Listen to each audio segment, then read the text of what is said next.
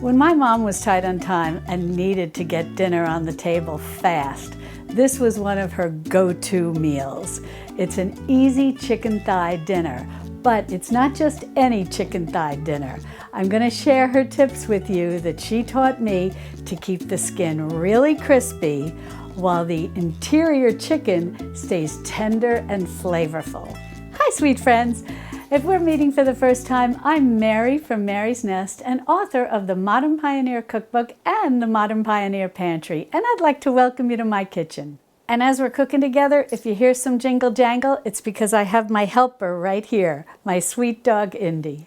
Now for this recipe, you're going to need chicken thighs, which we'll talk about in a minute, but I just want to mention you don't need to write anything down because I'll have the printable recipe over on my website, Mary's Nest. The link will be in the description below.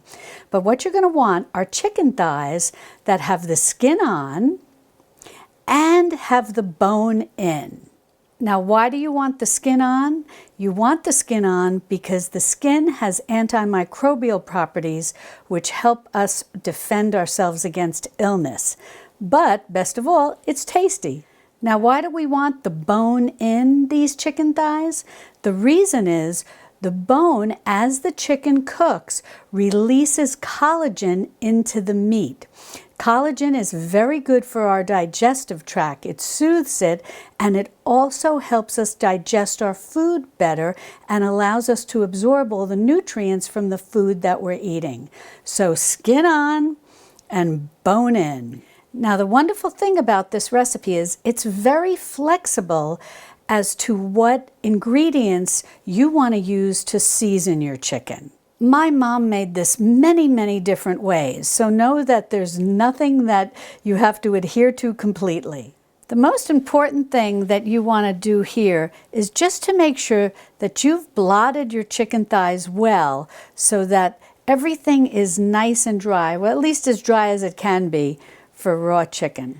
Now what I'm going to do is season my chicken thighs here with salt, and I'm just using a sea salt. I like the gray, the French Celtic gray sea salt, but whatever you have is fine. I know many of you have shared with me that you also like the Redmond real salt, and you can certainly use that too. And if that's something that you're interested in, be sure to check out my shopping guide because I have a discount coupon code for that salt. So that's always nice anytime you can have a savings. The next thing that I'm doing here is just putting on some cracked black pepper. And again, whatever you like is what you can do here. There's no rule set in stone. Next, I'm going to take some red pepper flakes. My husband likes things a little spicy, so I'm going to go ahead and put that on top. We're also going to season the underside, but we're not going to do that until we get everything into the pan. Next, I'm going to use a little poultry seasoning. And this poultry seasoning actually has rose petals in it. We'll talk about that in a minute. But this recipe, if you want to make this homemade, will be included with this chicken thigh recipe. Now, why rose petals in a poultry seasoning? Here, and I'm going to give you, hopefully you can see the rose petals in here. Ah, there you go. The reason is this actually dates back to the Middle Ages. You may be familiar with herbes de Provence, the French seasoning that has lavender in it. And that has really stayed the test of time. It's still very popular and well known. Whereas poultry seasoning with rose petals in it has somewhat fallen to the wayside, but I'm determined to bring it back and make it more common. And the reason is that herbs and flowers go very well together, especially whenever you're cooking fatty meats. And this was something that our ancestors realized during the Middle Ages. Adding lavender to herbes de Provence or rose petals to a seasoning that they used on meats and poultry helped, in essence, lighten the dish. And by the term lighten, what I mean is that the rose petals, along with the herbs, aided digestion. Rose petals are combative, a combative, if I'm saying that correctly. and they calm the digestive system and they aid digestion. So adding rose petals to your poultry seasoning is a wonderful combination, especially when you're using a seasoning like this on sort of your fattier cuts like chicken thighs, which have the dark meat and we've also got the skin on. And so we're creating something that is on the fattier side, the more flavorful side, but also using a seasoning like this will help aid digestion. Now you can easily buy edible rose petals. What you want to look for are culinary rose petals made for culinary use. And if you grow roses, consider growing some that the petals can be used for culinary purposes. So we've got our chicken all seasoned up beautifully. Now we're going to head over to my stovetop and we'll get these into our pan. I'm using an enameled cast iron skillet, but you can use a regular cast iron skillet. You can use stainless steel. You use whatever you have. This will work out perfectly. Now I've put a tablespoon of ghee in here. You can also use butter, you can also use olive oil, or you can use a combination of olive oil and butter. I like ghee. It's got a good smoke point, and it's great for whenever you're doing a pan saute or a pan simple fry like this. And all ghee is something very similar to clarified butter. And I have a recipe for how to make this over on my website along with a video. And if you've got my cookbook, the Modern Pioneer cookbook, I show you how to make ghee in that cookbook. Now I've got my cooktop set to medium, and I'm just going to wait until I see the ghee has fully melted and is just looking like it's sizzling a little bit. And then we'll go ahead and put in our chicken thighs. I should say glistening a little bit instead of sizzling. But the reason we want to put a little fat in here is just so that initially nothing sticks. Granted, yes, the chicken thighs will release a lot of their chicken fat from the skin as we're cooking this, but just a little bit of fat in the pan when you start out is a nice touch to keep everything from not sticking. Alrighty, let's go ahead and put this in. Oh, listen to that nice sizzle, perfect. Then I like to move it around just a little bit, again, just to make sure nothing sticks. And now all we're going to do is cook this till the skin is nice and crispy. It's going to take about 10 minutes. And while that's cooking, we'll go ahead and season the underside of the chicken.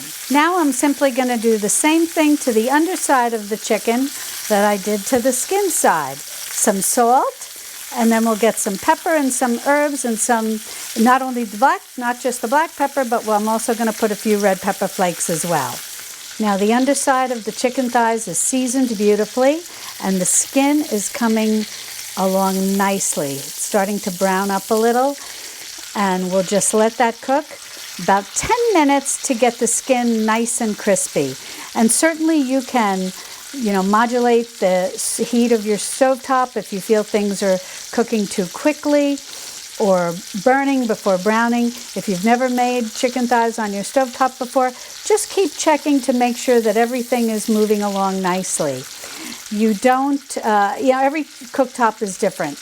Mine sometimes runs a little, or it tends to run a little hot, so sometimes I have to lower my temperature a little. But if you're doing this for the first time, you'll definitely get a feel for it over time. Now it's been 10 minutes and the skin is beautifully crispy. Look at this gloriousness.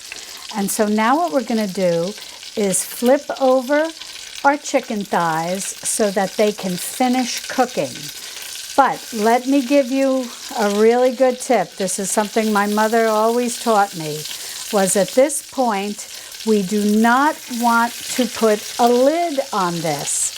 A lot of recipes will call for that because people worry that unless you put the lid on, there's not going to be enough heat to cook the chicken.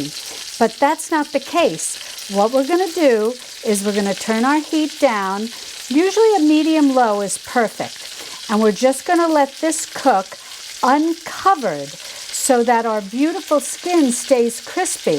Because if we put the lid on, the skin will steam and it'll become soft. And then what you'll have to do is flip it back over once the chicken is done and let the skin crisp up for another 2-3 minutes or so. However, it's never as good as the first time that you brown the skin. So avoid the temptation to put a lid on it. Your chicken's going to cook just fine.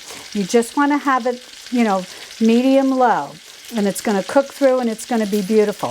Alrighty, now let's take a second to talk about what exactly cook through means. If you're using a meat thermometer, it's especially helpful if you're new to cooking chicken, and you were to put it into the meat somewhat away from the bone, and it registered 165 Fahrenheit. That would be considered cooked here in the United States according to the U.S. Department of Agriculture. However, that said, I just simply cannot stand eating especially dark meat like the thighs that has been cooked to 165 Fahrenheit. I find it still pink and rubbery and tough. I prefer to cook it somewhere between 175 degrees Fahrenheit to 185 degrees Fahrenheit. And for me, 180 degrees Fahrenheit is the sweet spot. But don't just trust me. There are plenty of sites on the internet that are run by chefs, and many of them agree that dark meat cooked on the bone should be cooked to somewhere between 175 and 185 Fahrenheit. And there are a couple of reasons. Number one, the meat will be obviously fully cooked. There'll be no redness or rubberiness. And this gives the bones more time to release that collagen into the meat, which not only, in our traditional foods kitchens, we focus on that being aiding digestion, but that also adds flavor and tenderness. And so that's another reason for cooking it on a lower heat and slower to allow the meat to cook, lower and slower, and up to a temperature of 175 to 185. We want to cook it, as I mentioned, medium-low, because we do want to let it cook thoroughly without burning on the bottom. Also, when dark meat is cooked thoroughly, it's more tender. It's like with anything cooked on the bone. When it's cooked a little slower and a little more thoroughly, it's more tender. And so you're going to get a lovely end product of a tender and succulent chicken thigh that's not rubbery or tough. So turn it over, don't put the lid on, and go to low or medium low.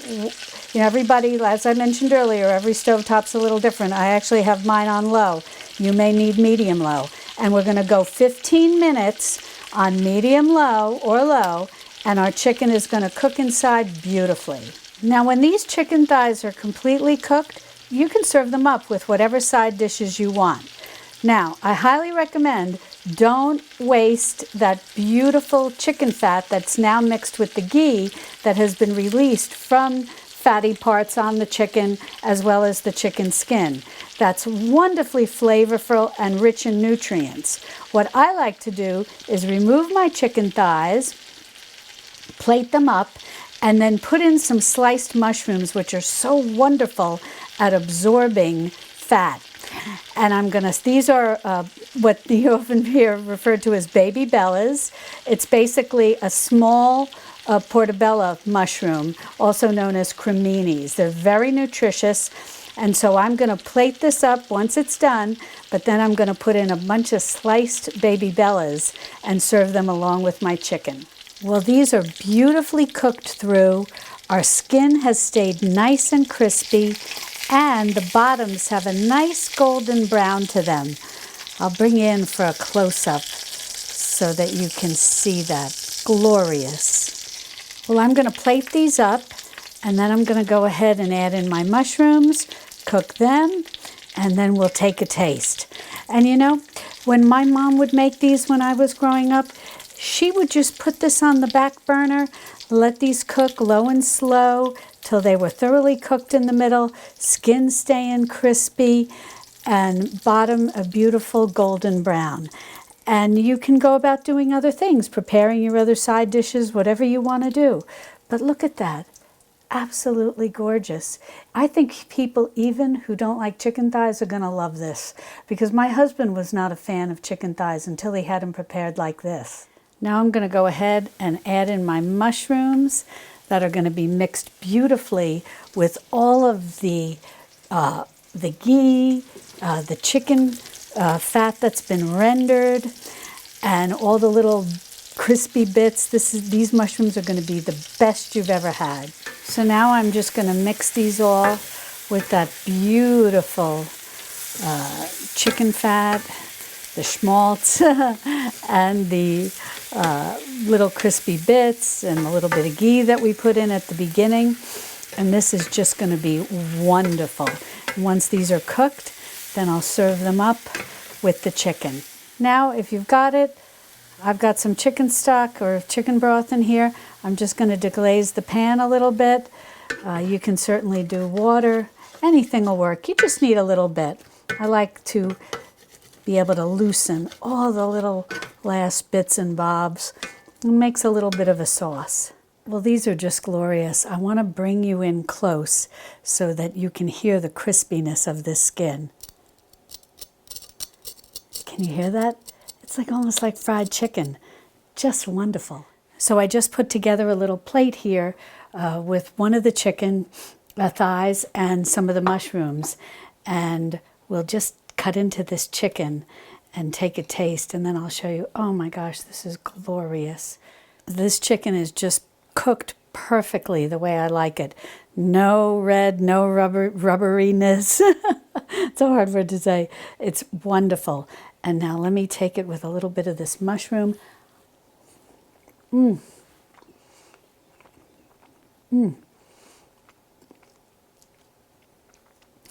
So tender, still juicy, not overcooked in the least. I love going to about 180 degrees Fahrenheit. And you're going to love this seasoning blend. You've got to try making poultry seasoning in which you put some rose petals. Just wonderful, culinary rose petals.